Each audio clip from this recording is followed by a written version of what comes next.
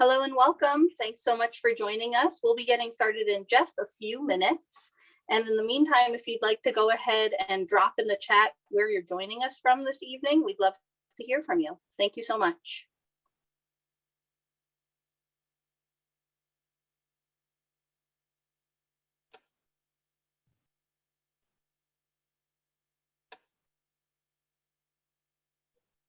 Thank you for joining us this evening. We're going to be getting started in just a few minutes. If you're able to drop in the chat where you're joining us from tonight, we'd love to hear from you. Thank you.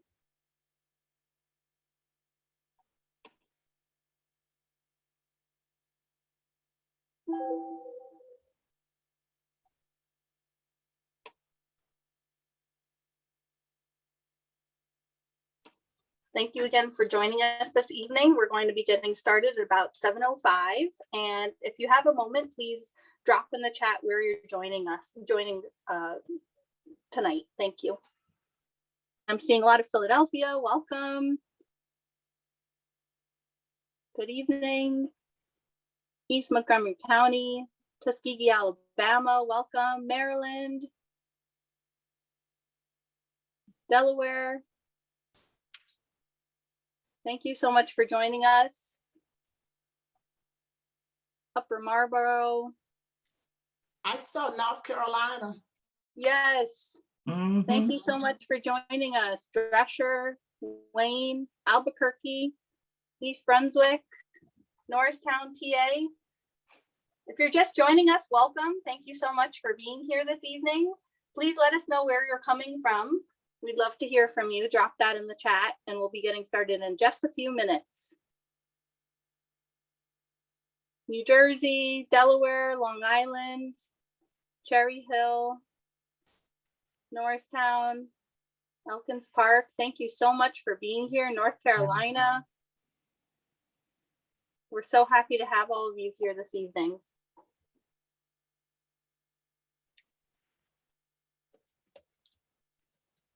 Do you see that Chicago is on? Beautiful. All right, Georgia, North Carolina. Thank you.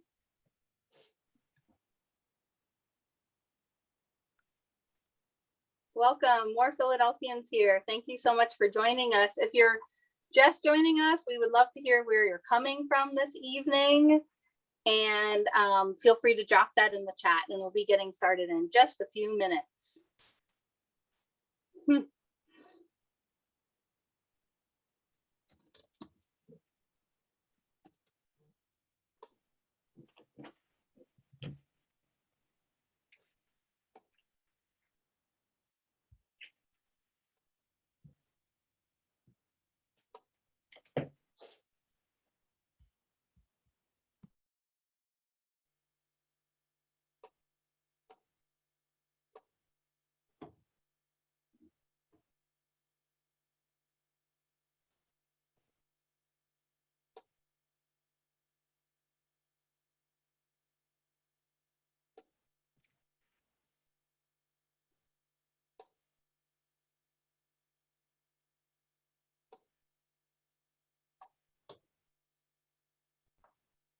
Thank you so much for being here. We're going to get started in just a minute or two. If you have a moment, please drop in the chat where you're joining us from this evening and we'll get started in just a moment. Thank you.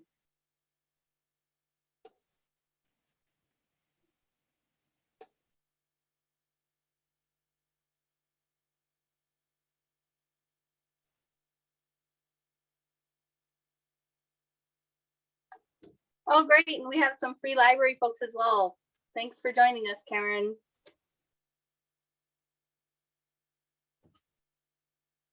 Wilmington, Delaware, Alumni Chapter, welcome. Thank you for being here.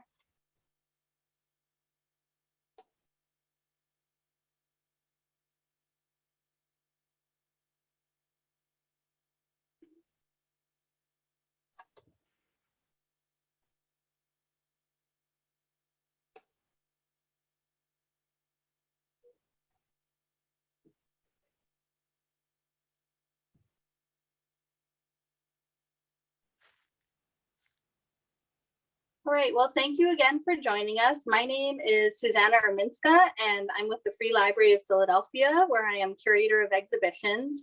And I'm so pleased to have a wonderful group here this evening joining us to present a conversation on Black sisterhood and suffrage. This program is part of the Making Her Mark Philadelphia Women Fight for the Vote exhibition, which is available online at freelibrary.org/exhibitions. And we just recently opened our exhibit to limited numbers for appointments Monday through Friday. And you can learn more about that on our Eventbrite website. And I really just want to thank you all for being here. Our attendees are coming from all over the country tonight, and we have a wonderful panel of presenters joining us this evening, led by Dr. Daley. I want to start by introducing Dr. Nixon. Dr. Nixon is here in Philadelphia with us this evening, and she was really instrumental in terms of bringing us all together and allowing us to have this amazing program. So I'm just so grateful for that. Dr. Nixon is currently serving as superintendent of schools for the Universal Education Companies. And through her 26-year career, Dr. Nixon has served on many levels of leadership with the School District of Philadelphia as teacher, principal, academic coach, rising to regional superintendent. She has received numerous awards recognizing her tireless work to ensure low-income students have access to a high-quality public education that connects them to a path to college and career readiness. This is really phenomenal work, and we're just so grateful for it. Dr. Nixon's commitment to children and the community extends from beyond the scope of her work in education. She is an active member of Delta Sigma Theta Sorority Incorporated, where she serves as the president of Philadelphia Alumnae Chapter. So Dr. Nixon, I want to turn it over to you because you have some very important introductions to share with us. And thank you again. Thank you, Susanna. Good evening. Sojourner Truth once said that truth is powerful and it prevails. The Philadelphia Alumni Chapter of Delta Sigma Theta Sorority Incorporated is proud to partner with the Free Library of Philadelphia as we highlight the truth, power, and impact of Black women in the suffrage movement. The conversation tonight will live up to the ideals of Delta Sigma Theta Sorority Incorporated by boldly confronting one of the issues of our time, voting rights. This evening, I am honored and pleased to introduce to you our featured speaker, Dr. Thelma T. Daley. Dr. Daley holds leadership positions in the NAACP and Delta Sigma Theta Sorority, and serves as Delta's groundbreaking liaison for the Turning Point Suffrage National Monument. Dr. Daley was the sorority's 16th national president and has devoted her life to education, civic engagement, and the fight for women's rights. It also gives me great pleasure to introduce our moderator for this evening, Mrs. C. Gloria Akers. To whom much is given, much is required, is the mantra that Ms. Akers lives by. Like Dr. Daley, Mrs. Akers has devoted her life to public service and serving communities of color. Her demonstrated leadership skills, strong commitment and advocacy for the arts, cultural institutions, and organizations is unwavering. Mrs. Akers has financially supported many organizations devoted to the arts and social justice. Join me in applauding these trailblazing women who have broken many barriers for minorities and give freely of their time, knowledge, and leadership in many arenas as advocates for social justice. Without further ado, I give you Mrs. Akers. Thank you, Dr. Nixon. It is truly an honor to converse with Dr. Daley on Black sisterhood and suffrage. I look forward to an enlightening and informative evening. Dr. Daley, in order to truly understand the suffrage movement, we need you to take us back in time. Please give us an overview of the struggle.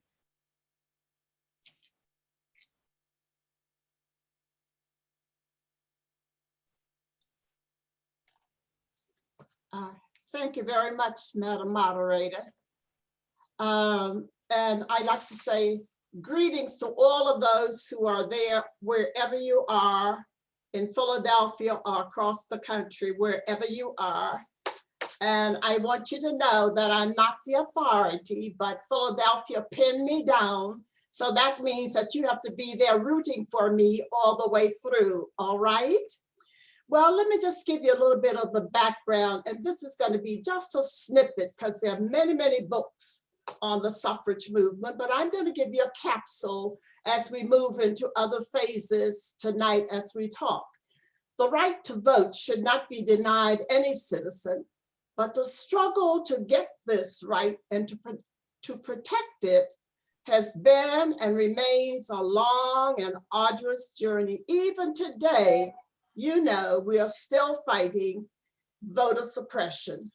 So this evening, we'll take a quick journey through some of the highlights, the bumps, the conductors, the curves, the timelines, and the players in this journey.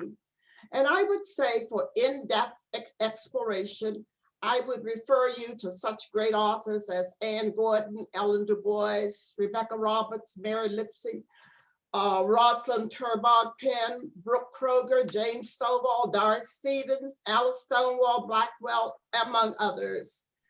Now, the women's movement was intertwined during this period with the Women's Temperance Christian Union, abolition, and anti-lynching movement, and also the Civil War and World War I, if you can envision all of that going on. Even on this special journey, there was sexism, racism, internal power grabs, threats, dichotomy of goals and strategies, and divisions of the groups. However, the major milestone was the passage of the Susan B. Anthony Bill in August 1922. Yes, it was a victory that Mrs. Anthony did not live to see. Now, many persons were involved in this journey: white women, white men, Black women, Black men, Native Americans, Chinese women, local and international supporters. Many names were never mentioned in print, and many were lost to the rolling years and passing decades. The journey was so long, close to 80 years, that writers divided the movement into 3 generations, with older ones dropping off and younger ones taking up the mantle. Most people know the names of Susan B. Anthony, Lucy Stone, Lucretia Mott, Elizabeth Cady Stanton. I have a feeling fewer of us might know the names of Ellen Watkins Harper or Hallie Quinn Brown.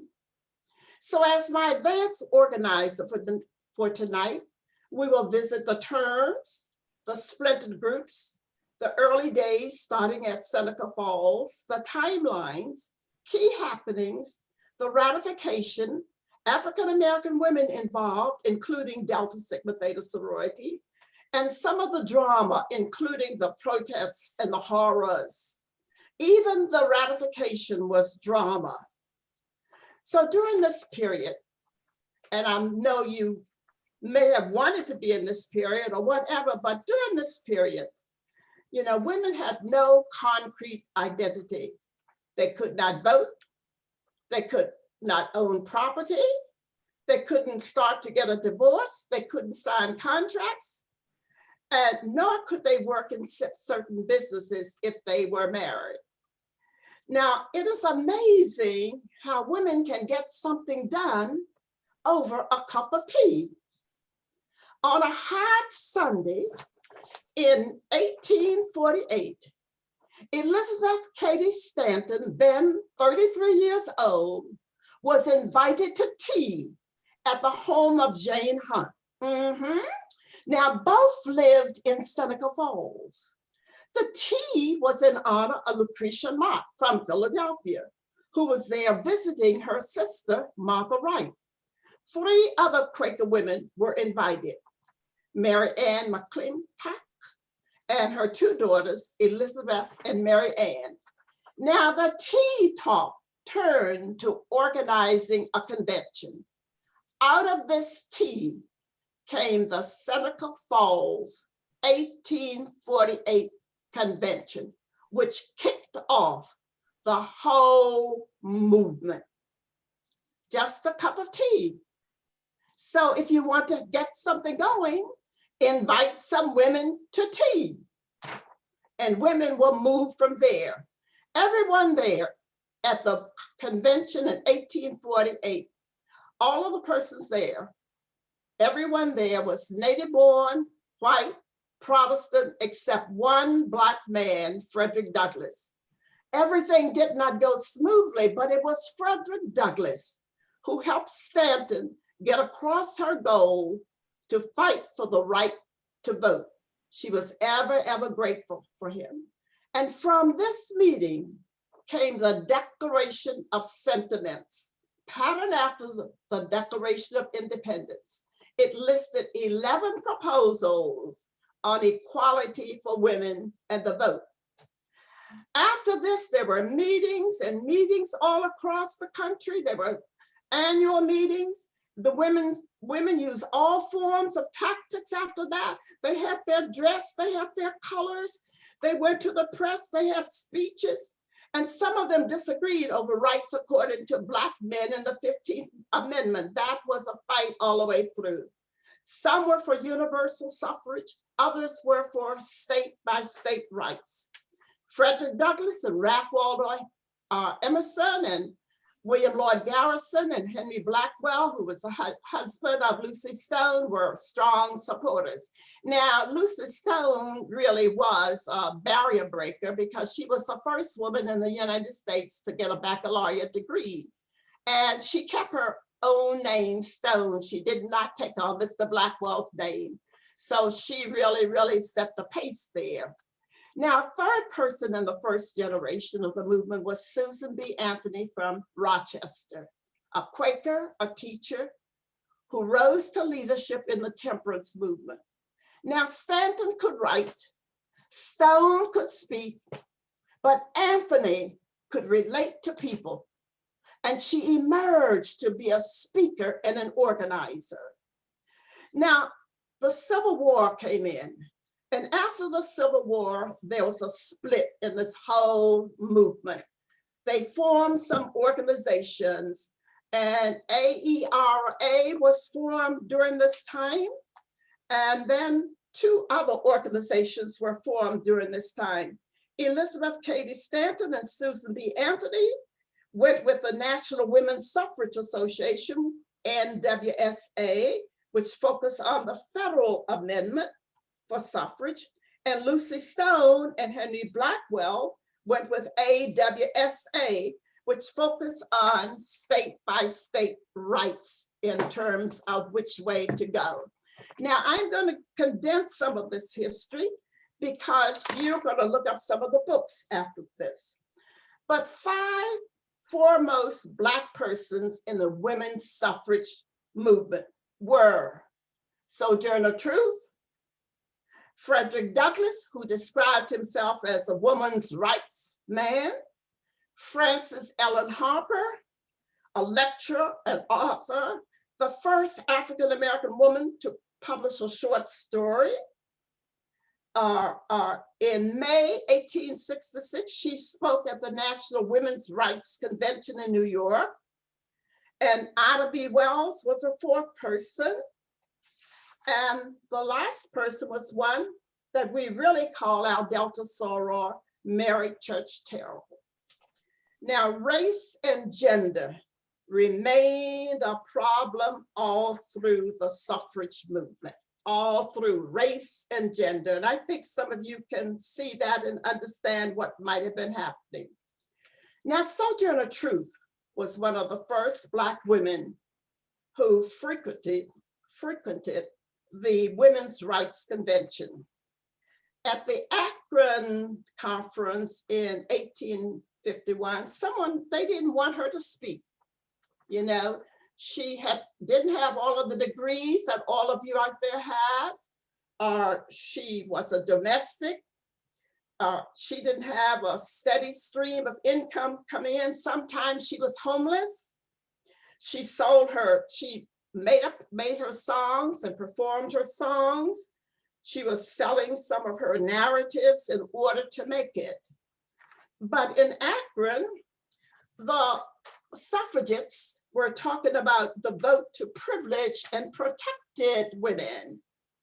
And Sojourner spoke up and said, ain't I a woman? I'm not privileged nor protected. And that's how Ain't I a Woman came up, okay? In another one of her speeches, and when she was in Indiana, some of them said to her, you know, they were always on her, and they wanted to say to her, prove it to us that you are not a man. And prove it to us by showing us your breasts. I just want you to know what they had to go to. Show us your breasts, that you're not a man. And then she rebuked them all. And she bared her total breast to the entire group. She said, now take that, or whatever you're doing. So it was not easy during this time. It was not easy at all, okay?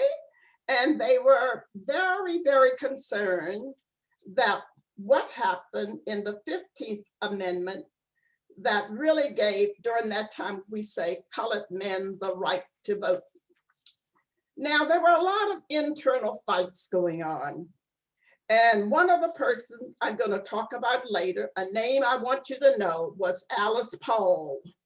And I bet one of the panelists up there is just smiling because she knows what I'm going to say about Alice Paul a little bit later, okay? But I think you should know that between the periods of 1776 and 1807, only in, listen closely, only in New Jersey were unmarried property holding women able to vote. And part of it was you couldn't vote unless you owned some property. That was one of the stipulations there. And New Zealand was the first nation to grant women the right to vote. It did so in 1893. Now you should know also that the Western territories allowed women to vote earlier than most of the other places, because this way, if we were allowed women to vote, then we would bring the men to our territory. So you had states like Utah and Colorado and Wyoming and Idaho as being some of the first states to allow women to vote. Now I want to let you know about some of the terms that were used during this time. So so we said was a women's suffrage, and that was the right to vote. I grew up all of my life saying, oh, they were suffragettes. Susan B. Anthony was a suffragette. No, the term suffragette is a militant term, and it's a term used in England, all right? And so in America, we call it suffragettes, G-I-S-T-S. It's our term here, less militant. But there's also a term and a whole book written on this one, suffragettes. They were the male marchers and supporters. And the suffragists was the bulletin, and suffragium was the right to vote, the Latin word. And then when I want you to just glance at the 15th Amendment, just briefly, because that was the right of the citizens of the United States to vote, should not be denied or abridged on account of race. And that gave the women a lot of troubles. They were aiming for the 19th Amendment, which said the right of citizens of the United States to vote shall not be denied or abridged by the United States or by any state on account of sex. Okay, so you can keep those amendments in line. But the organizations that were there, the major organizations that were there, the major organizations that were there. When I repeat it like that, you know, I'm telling my tech person what I'm doing there. Was the National Women's Suffrage Association, which really emerged in the end. Well, that was the one formed by Stanton and Anthony in the beginning. And then we have the second one, the AWSA that I mentioned earlier. The one that came out in the end that remained with us was the National American Women's Suffrage Association there. And that one really led into the League of Women Voters a little bit later in terms of that. So if you keep that in mind, but it wasn't easy during this time. And so I want to look at how long it took to get this through. So from Seneca Falls in 1848, they had their first convention in 1850, and the Civil War came in. They had to drop everything. Sojourner Truth spoke at the American Equal Rights Association. There was an amendment that was put in Congress in 1868, but it didn't go anywhere. It didn't go any place, anywhere, okay? And so if you move it over for me so I can see, all I see are the faces. I want to go to the right side. I don't know how you do that on the screen because I see all of the faces. But in 1872, Susan B. Anthony attempted to vote. In fact, she did vote. After she voted, they put her in jail, all right? The one point I want to go to was in 1896, and this is very important to us. The National Association of Colored Women was formed as an organization. It was the first big, large, major organization. They had thousands and thousands and thousands of women. And when I talk about the deltas, I'm going to come back to the National Association of the formation of the National Association of Colored Women. So if you should get this slide anywhere along the line, I don't know if you're getting it or not, but you would see what has followed all the way along the line in terms of this. Alpha Kappa Alpha was formed in 1908. There was a big suffrage parade in New York in 1911. But in 1913, Delta Sigma Theta was founded. And in 1913 was a suffrage parade. It was called a parade. And Alice Paul, I want you to know that name, Alice Paul, who was very militant, was in charge of that parade, all right? A little bit later, World War I broke out and all of the women went to work in factories and so forth. Now, Woodrow Wilson was the president during this time, but I'm going to come back to the parade and Woodrow Wilson, and I'm going to leave this, and if you would show, all right, could you move it on for me there? Yes. Yes. Now, so Dr. Daley, Mary Elizabeth Froman, in Shape to Its Purpose, Delta Sigma Theta, the first 50 years, she stated, it would have been virtually impossible for Alpha Chapter, situated as it was in the nation's capital, to escape the influence of the then flourishing feminist movement. Founder Middleton remembers that a Mrs. La Follette, an ardent suffragette, delivered a stirring address to the Deltas about how they, as Negro women, had a dual reason for demanding the ballot. Tell us what happened after that.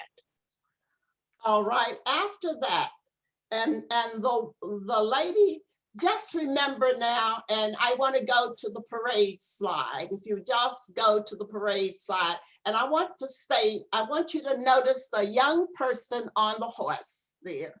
Her name was Inez Milholland. I want you to know her name, okay? Now just remember, the Deltas were not even 2 months old. I want you to get that, not even 2 months old. And Mrs. Robert La Follette Sr., she was the wife of the late senator from Wisconsin, At the time when she was there with the Deltas, her son was a senator, and another son. She was also the mother of a former governor of Wisconsin. So you can see how active she must have been. She kind of stimulated our founders to be a part of the parade. All right, and then we move and we can see our founders moving into the parade. If you look there, you'll see our Delta founders, and I'm not going to call all of their names, but the names will be up there for you on the slide. Okay, then yes, and we see all of our founders from Osceola McCarthy Adams to Edith Mott Young, and that is being recorded so you would see them. But I want to say, and I'm going to come back to the march, where were they in the march? Where were they? And then Ross and Turbog Penn said, well, they were in the march down Pennsylvania Avenue, but all of the women, Black women, were relegated to the end of the line. And Mary Church Terrell, who marched in the parade with the Deltas from Howard University, evidently were in the back of the line. Now, when this parade gathered, I'm going to tell you more, they wanted to know what to do with the Black women. And then they decided that there would be a contingent of white men. So the white men separated the Black women because they did not want to upset the women from the South.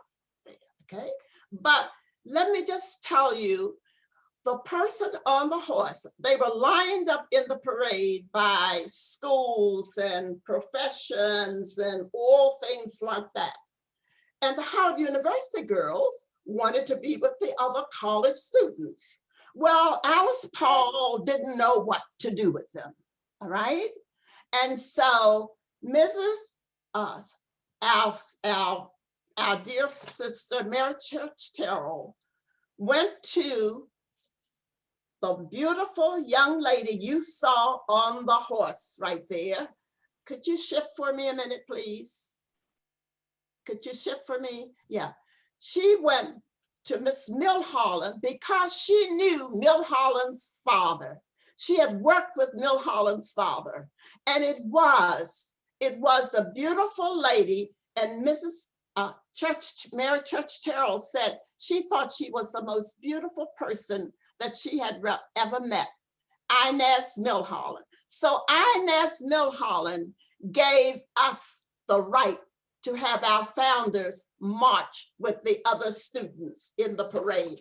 And briefly, I want to tell you about this parade because it was a bright, clear, cold day. They gathered at Maryland Avenue and they were to go down Pennsylvania Avenue and they were to stop there in front of the Treasury Building.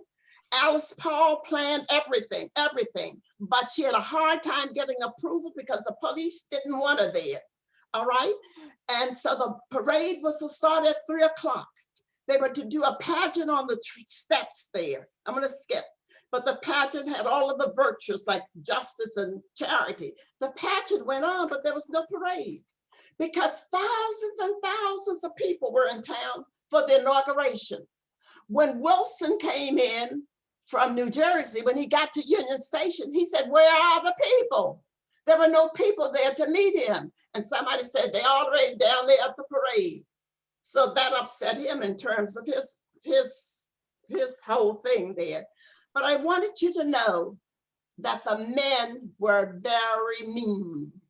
Many of them were intoxicated. They really spit on the ladies. They tripped them. They used nasty language to them. They were all over the streets and everything. And when the parade was over, it is stated that the women were unnerved. Some of them were dirty. They were battered. They had been insulted. And they had to call in the cavalry from Fort Myers there. I could tell you more about the parade in terms of the hikers from New York who hiked all the way from New York to get there. But that's just a capsule because I'm only to give you a capsule tonight. And so with my capsule, I'm going to lead into what else happened that may have been a bit of a horror there. And in terms of a bit of horror, I'm going to call on my friend that I've met through all of this. Mary Church Terrell said that one of the things in this whole movement was the fact that she had met so many wonderful people.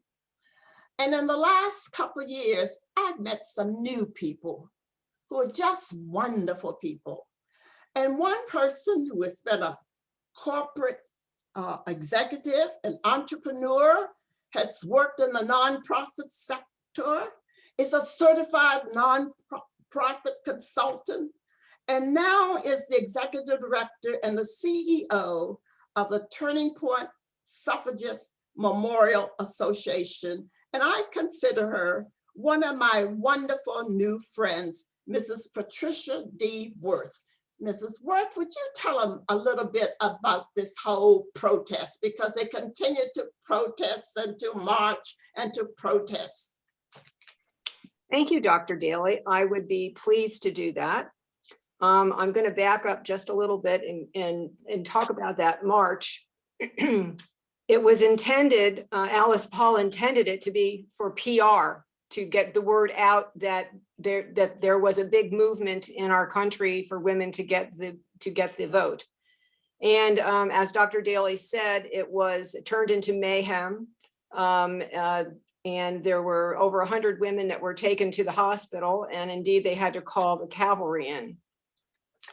So as time went on, there were two, as Dr. Daley also said earlier, at the turn of the century, there were two suffrage organizations that kind of grew out of the 19th century. There was the National American Women's Suffrage Association that was being run by Carrie Chapman Catt, and there was the National Women's Party that was being run by Alice Paul. And these two women did not like each other, and they did not get along very well. And initially, the National American Women's Suffrage Association, their strategy was to get the vote for women state by state, but Alice Paul's had always exclusively been to get the vote by amendment to the Constitution, because she said, and she said, if we don't get a constitutional amendment, women in the South will never get the vote.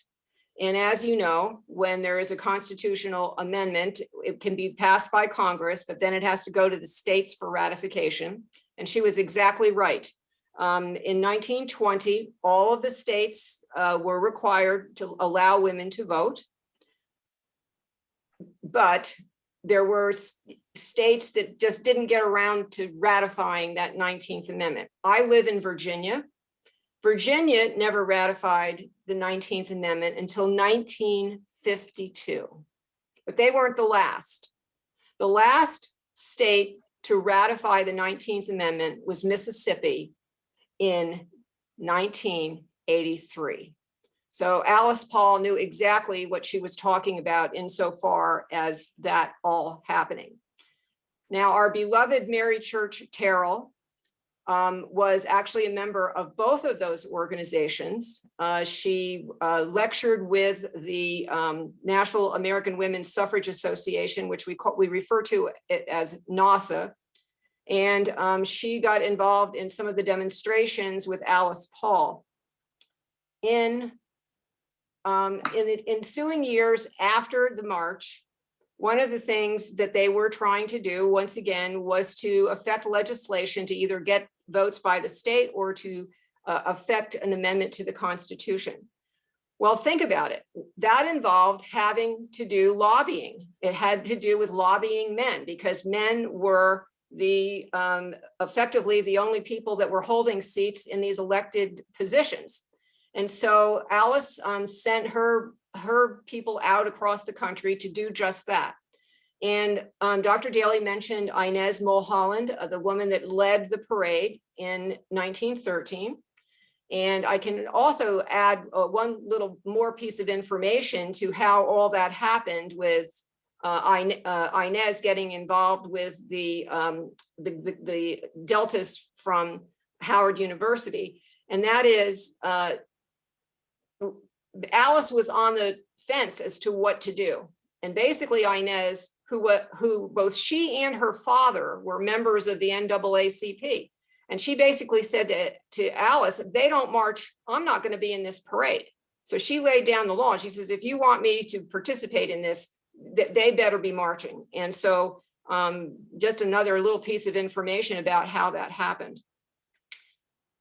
Inez was a phenomenal orator. And when people heard she was coming, and she traveled by train, sometimes she did the whistle stops where she'd be on the back of the train and she'd give a speech and people would come and listen.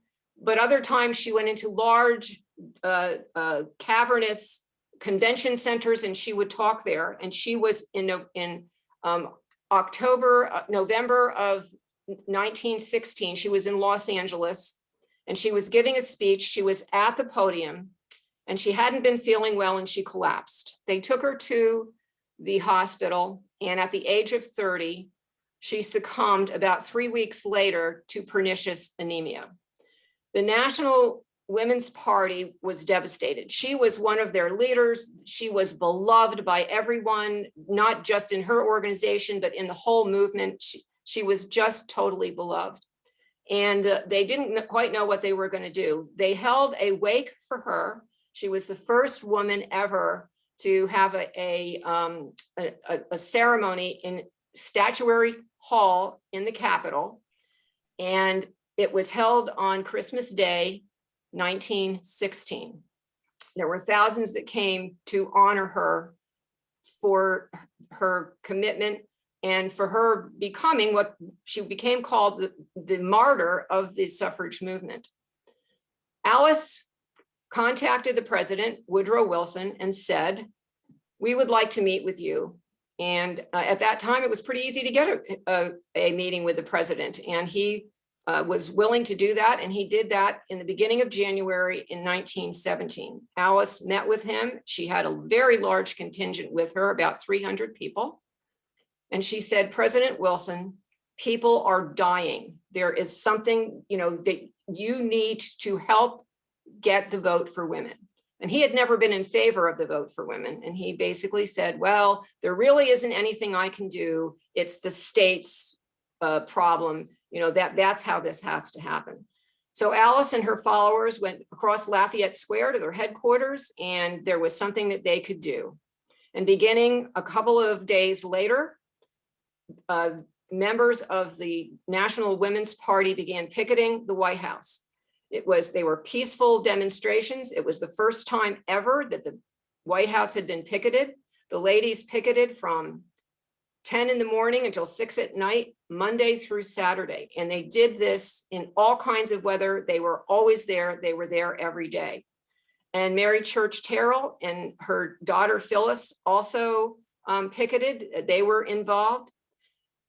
When President Wilson was reelected in the second term, he had campaigned by saying that he didn't want America to get into World War I. Well, as soon as he got elected, he kind of changed his mind about that. And in fact, America did get involved in World War I, and that was kind of mid-1917, and the women were there every day. They had these big banners, and the banners were not complimentary to him about asking, when were things going to get done for women. The Carrie Chapman Katz organization stood down during World War I. They did not continue to advocate for the vote. Alice Paul's group said, the president said, we need to go to Germany so that we can help the German people maintain democracy against the Kaiser. And Alice Paul and her women were going, hello, what about democracy for women in our country? And they did not stand down. So in mid-1917, he started having the women arrested on the trumped up charge of blocking traffic on the sidewalk. Of course, there was no such thing. There were two jails where these women were taken. One was in DC and one was at the Occoquan Workhouse in Lorton, Virginia. They were horrific places. The one in Occoquan, when the women got there, they were subjected to urine stained mattresses and vomit encrusted blankets, and they were fed maggot infested food. They were required, they asked to be treated as political prisoners. They were not. It was just a very, very, very terrible situation. And that went on for months. Occasionally the women would go on hunger strikes because who wants to eat maggot infested food? And they were force fed, and force feeding is a type of torture. It's not all about nutrition. It's a type of torture. So they were tortured on top of everything else. On November 14th, 1917, a train came in from Washington, D.C. with 33 suffragists aboard. And the superintendent, his name was Whitaker, knew that they were coming. He had gone down to Quantico Marine Base and he had brought a number of Marines up. They weren't quite sure what he wanted them to do for them. But the women were housed in a wooden building across from the big brick jail. And he had the Marines, one on each side of these women, drag them across the street and throw them into punishment cells on the other side of the road. They had not been given any food or drink for over 36 hours. And this group of 33 women ranged in age from 19 to 73. One of the women that was thrown into a jail cell hit her head. She was rendered unconscious. Her cellmate thought she was dead. She suffered a heart attack. They wouldn't give them any help, medical assistance. One of the other prominent leaders was Lucy Burns, and she was there. And she tried to take roll call to see who was there. They strung her up against the door, and she nearly suffocated because she couldn't breathe during the night. Well, word leaked out about this horrific night. And this became known as the Night of Terror. And this is something you can Google and find out more information. And word got back to President Wilson because he's the one that was responsible for all this. But within a couple of days, the women that were housed at the Occoquan workhouse were transferred to DC's prison. And by the end of November, they were all released, which was, really a very good thing. That became a major turning point in the suffrage movement, because within 6 weeks, President Wilson went to the House of Representatives and said, I think that it would probably not be a bad idea to think about giving women the vote. And it took quite a while for that to happen, but it eventually did. But that was the turning point. My organization, the Turning Point Suffragist Memorial Association, is building the only national suffragist memorial in the country on those historic prison grounds. It is going to be absolutely magnificent. And Dr. Daley and I became friends because we knew about the Deltas getting involved with the parade in 1913, and we formed a relationship and we got to know each other a lot better. And one of the things that's going to be in this memorial are 19 information stations, and there's going to be narrative and graphics. There will be a graphic among the 19 stations of those 22 founding members of the Delta Sigma Theta sorority. But more important, I think, throughout the narrative of what happened during that 72 years is what we like to think of as the true story of the suffrage movement. We did not make it all rosy and it was just everything went really well for, just took a long time for this to happen. But we made sure that it was very obvious that there had been racism that permeated the entire suffrage movement. We have noted many of the suffrage organizations that were formed by Black women. They could belong to the two major ones, but that wasn't always the most comfortable place for them to be. So they started their own suffrage organizations. And we also have noted many, many, many suffrage leaders that were involved in the movement throughout that time. And our memorial will also, we have 3 statues that will be in the memorial, one of Alice Paul, one of Carrie Chapman Catt, and one of Mary Church Terrell, because she was just so invested in the movement. She was invested in civil rights and everything else, but she was very, very invested. So we are almost done with our memorial. We are hoping that it's going to be open right around June. We would like to thank the Delta Sigma Theta sorority, the national headquarters, for its very significant donation. And we particularly would like to say thank you to the Philadelphia Alumni Delta chapter for its donation.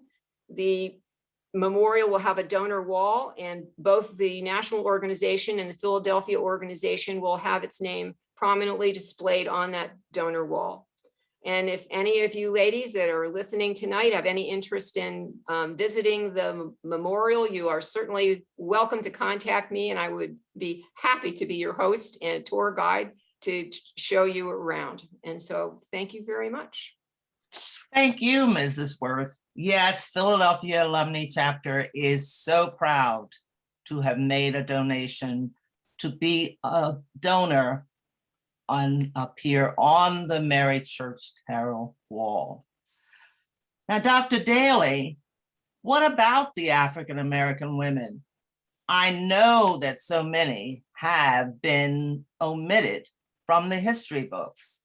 Give us more about them. Well, you heard me mention a couple of them. No way could we name all of them because some of them are lost, but I just want to bring up some names to you that you may know, because the Black women really had to fight on 2 fronts for the vote. I said to combat racism and to combat sexism. And so really involved, you know that Sojourner Truth was involved, and Harriet Tubman was involved too. She was really involved. And there you see such names as Sarah Redmond, Frances Harper, who was a founding member of AWSA, and Mary Ann Shade Carey, who was a journalist and the first woman law student at Howard University. There was Josephine Pierre Ruffin, and she was really the major person in the establishment of the National Association of Colored Women, when 2 or 3 of the other organizations came together to form this big, big organization with many, many chapters across the country. It was the largest women's organization in the United States at that time, all right? And I want to give credit to Adela Hunt Logan, a professor at Tuskegee University. Somewhere her name is, there she is right there. Because when the march was going on in Washington, she heard that African-American women were not going to be in the march. And she called Mary Church Terrell and said, get them out there, encourage them to be in the march. And also she infiltrated a convention that was being held where they told Frederick Douglass he couldn't come, and she heard about it, and she went on and infiltrated the convention. And part of it could be, if you look at her the way she looked, she could easily be a part of the convention, and they may not have noticed her at all. There was Ida Barnett Wells, and the one thing I want to say about her, she formed the Alpha Suffrage Club in Chicago, but in the parade, they were going to put her in the back. She put her members there, but when the parade was kicked off, she left the back and she went to the front with her 2 friends up there and the others and marched with the people from Illinois. She refused to be stuffed in the back of the parade. There were other names like Grimke and Alice Cooper, Charlotte Ray, who was a Howard Law graduate, Mary Baldwin, Mary Talbot, who became president of the National Association of Colored Women, Fannie Barrier Williams, who was a Chicago Club woman, and was a founder of the National League of Colored Women in 1893 and helped to found the National Association of Colored Women. And many clubs came up during this time.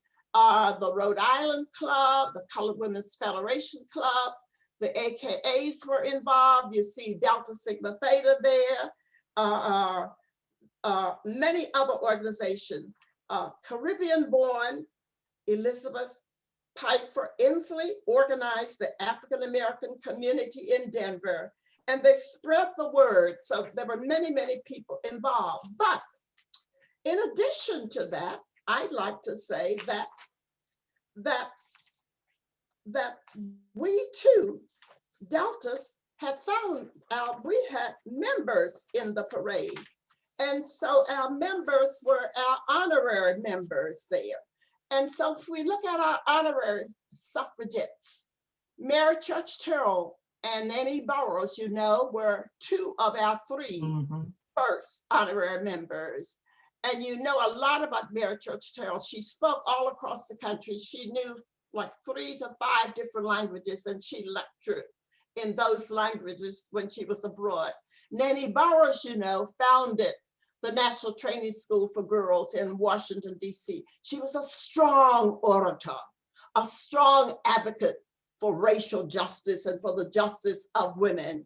And then we go to other people like Alice Dunbar Nelson, who was a poet, a strong activist, and a field organizer for the Mid-Atlantic women's suffrage movement. And she was Mrs. Paul Lawrence Dunbar. Many of you know that name.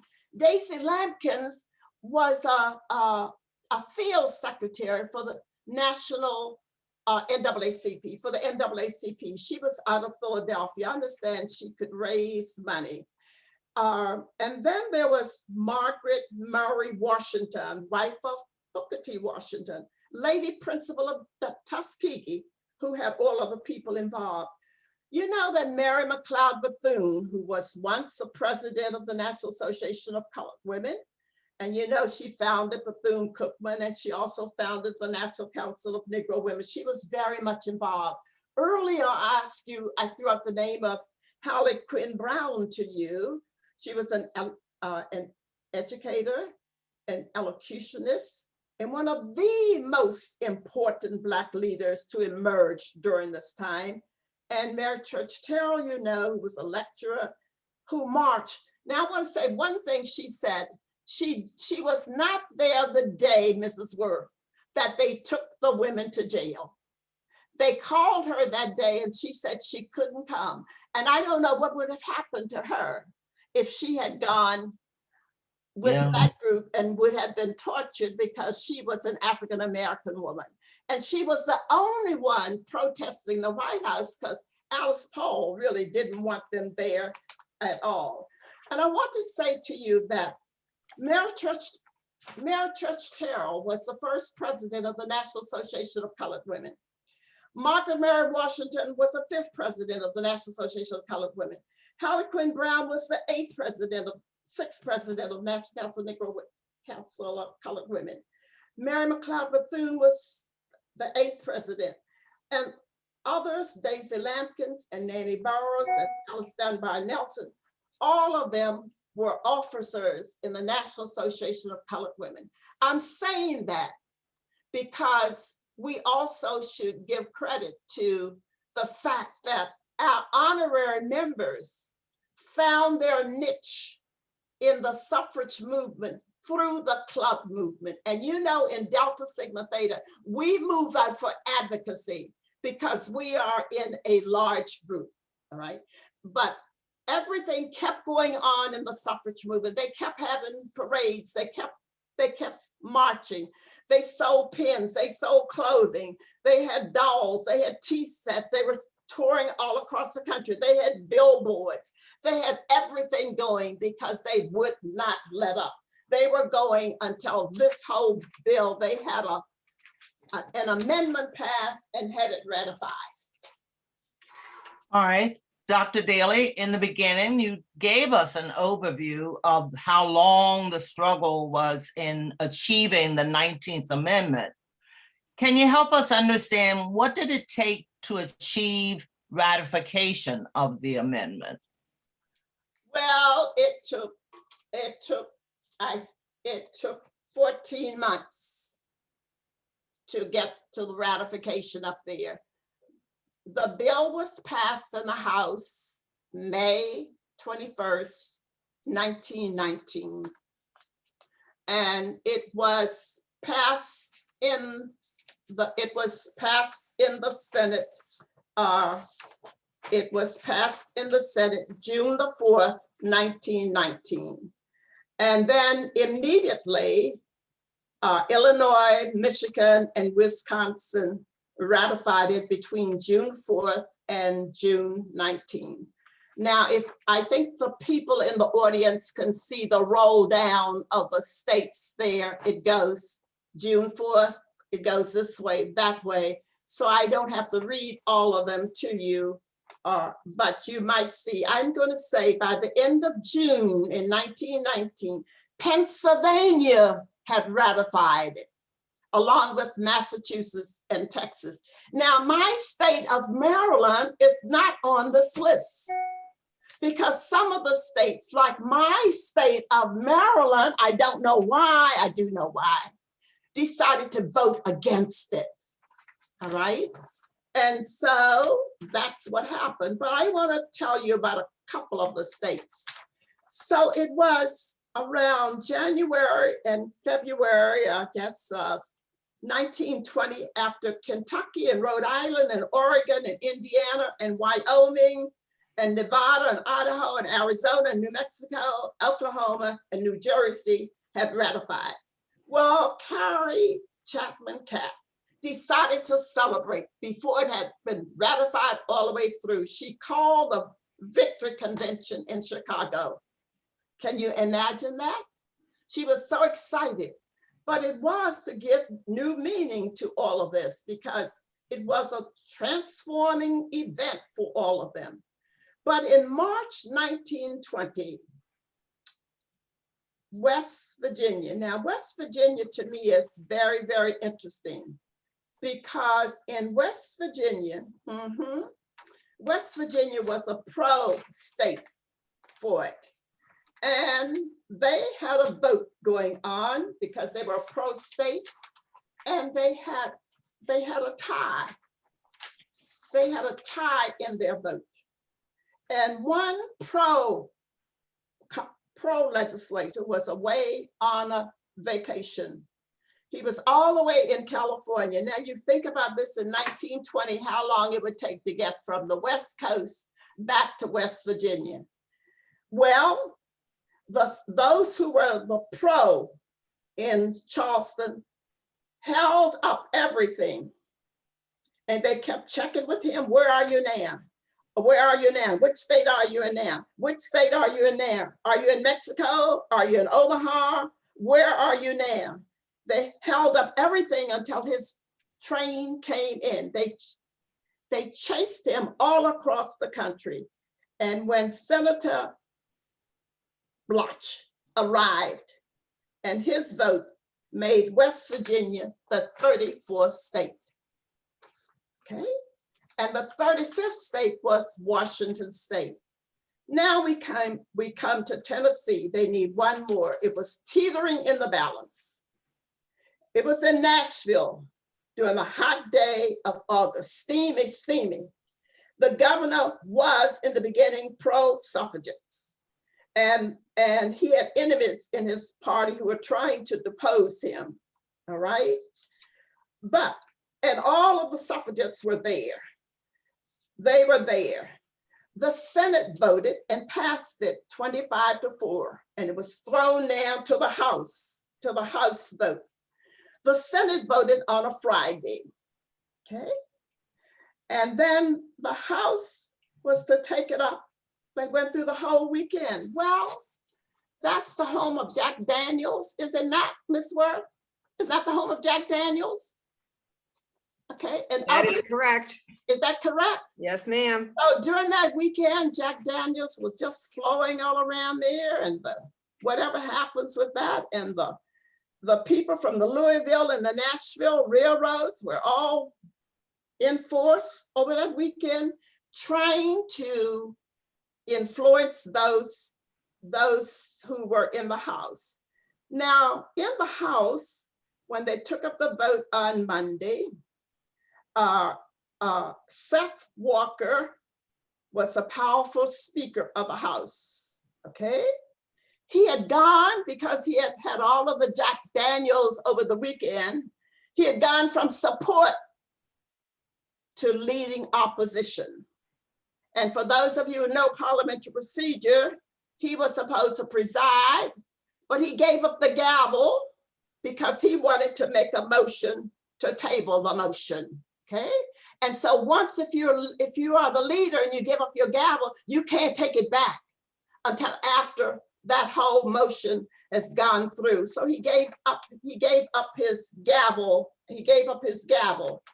And there was two young legislators there. One was named Joe Honoree, who was really leading for the suffrage side. And he was a Jewish, Polish-born immigrant to this country. And there was another young fellow there by the name of Burns, okay? Now, when Seth Walker allowed the bill to come up and he gave up his chair seat so that he could move to table it, well, there was a vote to table it and it split 48 to 48. And Burns, wearing a red rose, because a red rose meant that you were on the opposition side, voted to table. To table, all right? Well, the next motion to come up was a motion to ratify, was the next motion to come up. Okay. Burns, wearing the red rose, had a letter in his pocket from his mom, living somewhere in a small town there. And her letter had asked him to help Mrs. Cat with the rats. And when they came up for the vote, they knew it was going to fail, but his vote was aye. And it passed 49 to 47. And therefore, that gave the number of states to ratify the amendment. Immediately after that, 2 states, Connecticut and Vermont, came on to ratify, because they knew that Tennessee might try to renege, because Tennessee had a legal case going for 2 years after that. But they couldn't turn it over. If they did, there was Connecticut and Vermont to back it up.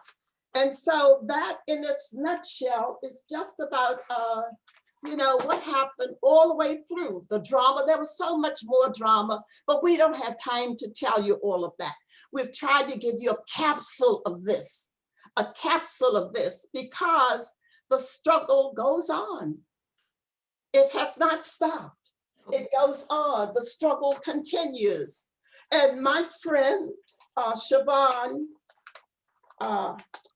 Arline Bradley is here from the Commission on Social Action, and I'm going to bring her in, and I'm going to bring Moderator Akers in, and I'm going to bring our librarian in, and I'm going to bring Mrs. Worth in, and let's have a conversation as to where's the struggle now and where do we go? And I'm going to bring this Dr. Nixon in too in honor of this, because the struggle continues. So where do we go after this? Where are we headed after this? Where do we go? Because my question to you would be, what difference did the suffrage movement make? And as feminist Crystal Eastman said, it was a day to begin with, not a day to end with. It also gave women a tool for change, all right? And it signaled the fact that right after this, we had like 27 million women ready to vote. Half of the people in the nation, half of it in the United States to vote. So where is the struggle now and what's happening out there? Well, Siobhan? Dr. Daley, we are certainly delighted to welcome National Delta Sigma Theta Social Action Co-Chair, Siobhan Arlene Bradley. Welcome. Well, thank you so much, Soros. It is great to see you all tonight. And Dr. Daley, thank you for the opportunity to join you. I believe we have some board members on the line as well, Dr. Daley. I see Dolores Sinnette and Doreen Dixon that are sending us notes in the chat. So thank you all for joining us from all over the country. The Deltas are very excited to be hosting this call. We want to thank Philadelphia for this. And Dr. Daley, you have brought up a really important point. Rhonda Briggins and I served together as social action commissioners. And just yesterday, we have been in one of the largest fights of our lives. There are 2 states right now in the country that have released, at this point, about 88 voter suppression bills. 86 of them are in the state of Georgia by itself. There are really clear measures to suppress the vote on the state level. Things like access to early voting, Sunday voting, early hours, later hours. These are traditional opportunities, particularly for people of color and Black communities to have access to vote. We look at states like Georgia and now Texas, Senate Bill 6 and House Bill 8, House Bill 7, excuse me, where they are literally working to remove access to the right to vote. It really speaks to what happened in 1913, where we had the parade, where there was a march, there was a response to really voter suppression tactics for women. But what we're seeing now is really a revisit of history. And members of Delta Sigma Theta across this country have not only been fighting with testimonies on the ground, because Delta Sigma Theta as an organization historically has been able to testify publicly to enhance our efforts, pushing state legislatures to say this is not what American voters are looking for.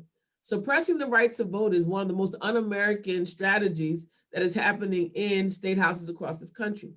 Black women specifically, though, have been committed to really enhancing this discussion to say that our intentions are to ensure that we use our voice by not only testifying, but also identifying the most efficient voter engagement practices we can find. When we say voter engagement, we mean mobilizing, we mean training voters on voter issues, and then we mean bringing out GOTV, get out the vote. Part of that process means that we're also working in between election cycles. Things like redistricting, things like the census that we just finished. These are our Delta's priorities at this time. We are issue area voters, and we are also mobilizing voters. And so the organization has committed our resources and efforts to not only state work, but also unifying nationally to advance and really work on these suppression tactics. And if we go back to even to our honorary members, you know, they didn't have all of the media that we had. They didn't have Twitter. They didn't have Instagram. They were not on Facebook, but they did the job. They did the job for us there. But I wonder if the history in any way could really keep being an incentive for us to keep going forth. I don't know. I'm going to go to Ms. Worth, you know, because you've been with us with other arenas with the Deltas, and I know you've been close to the Deltas in Virginia. How do you see this? Well, first of all, I think our democracy is literally teetering. I mean, I think this is like critical. I think every single person who wishes that the United States remain a democracy has got to get involved. And I'm seeing big movements for that to happen. But as Ms. Bradley said, this is something that you don't wait till the next presidential election. I mean, this is right now, today, every day, boots on the ground. Here in Virginia, we have got a great grassroots group. We turned red Virginia to blue. I mean, if it went purple and then it went blue, and we've made significant changes here. It can be done, but there has to be a concerted effort on the ground, boots on the ground doing this. I mean, I'm right now writing postcards that are getting sent to these other states like Georgia. There's a lot of things that we can do, and we all have to get involved. And of course, this problem goes back to 2013, when the Supreme Court decimated the Civil Rights Act. What they did was, and because I do use this in my presentations that I give, they struck down part of the Voting Rights Act of 1965 that had ensured federal government oversight of voting system changes in states with a history of discriminating against minority voters. And these are those states. And Supreme Court Justice Ruth Bader Ginsburg was beside herself. She kept, Absolutely. because they were saying, there's no problem anymore. You know, this has been fine. There's been no problem since 1965. And she kept saying that's because of the law. And of course, as soon as they struck it down, we have seen this constant, continual voter suppression efforts, but nothing like what we are seeing now. I mean, it is just scary. To me, it's frightening. Yeah, and I see Dr. Nixon raring to say something. So yeah, in our chapter, our social action co-chairs, Tara Smith, Marvetta Coleman, and Linda Miller, they don't skip the opportunity to make sure that we are aware that we must focus on voter suppression now. Just like Dr. Bradley said, don't wait for the election, and they talk about it at every single meeting, keeping us aware, saying we must get out there to do something now. We just had a real robust conversation about the mail-in ballots, right? And how there's confusion about what you should do around those ballots. So I'm just really happy to call out our social action chairs because they have it in front of us and we're doing work around it. And I would say, just like the suffragettes never gave up. They were out there every day with their billboards, their signs, their dolls, their whatever, they never gave up. And it means too that as Black women, believe it or not, we cannot give up. And I go back to the words of our honorary member, Dr. Mary McLeod Bethune said, she said that we as Black women, I'm not so sure I can get it exactly right. We do not so much what we want to do, but we have to do what we need to do, something like that, but it may not be exactly right. But we don't have the privilege, I have to say that, too bad. We don't have the privilege always of doing some things we just want to do, because the need is always so great that we always have to keep moving forward. We always have to keep moving forward. And for all of the members out there, I don't know what this session has meant to you out there. I hope that it has some way catalyzed your interest in delving into a little bit of the history there, and particularly looking at all of those African-American women who were involved and what they endured, and the courage that they had, the courage that they had, even if they were not wanted, the courage there, the courage for them. And do we have the courage? Do we have that kind of vigor within us? How do you feel about that, Madam Moderator Akers? Do you feel we have the courage? Absolutely. And this evening has been crafted to make all of us aware of the suffrage movement from the Black sisterhood perspective. And most of all, you have given us a charge to be involved and to listen and to learn. So may I say to everyone here, please, may you continue to pursue information from all the various sources. And we are so indebted to you, Dr. Thelma T. Daley, Mrs. Patricia Worth, and the National Delta Sigma Theta Social Action Chair, Siobhan Arlene Bradley, for giving us this perspective this evening. So I now turn this over to Dr. Nixon. Thank you, Sora. Thank you. I guess in one word, I want to say, wow, just what an amazing conversation. So on behalf of the Philadelphia Alumnae Chapter of Delta Sigma Theta Sorority Incorporated, we thank you, Dr. Daley, for the inspiring conversation and sharing your knowledge and the truth about the women's suffrage movement. We thank Mrs. Akers for the outstanding moderating and intriguing and thought-provoking questions. Thank you to our surprise guests, Ms. Patricia Worth and Mrs. Siobhan Bradley. Thank you. Your knowledge, inspiration, and fight for voting rights, social justice, and the rights of women is admirable. Thank you again to the Free Library of Philadelphia for seeking out the voices of those whose efforts have made a major impact on the suffrage movement, yet many of their stories have been left out of the history books. We are hoping that those in attendance tonight were inspired by the presentation, and it will cause you to delve deeper into the suffrage movement and the voting rights of women and people of color, and to take action. As members of Delta Sigma Theta Sorority Incorporated, we will continue to fight against voter suppression and the rights of our people to exercise their right to vote. We also invite you to learn more about Delta Sigma Theta Sorority Incorporated and the impact that we are having on the communities in the city of Philadelphia. Thank you again. Good night. God bless and Godspeed. Thank you, Sora Akers. And I just want to, Susanna?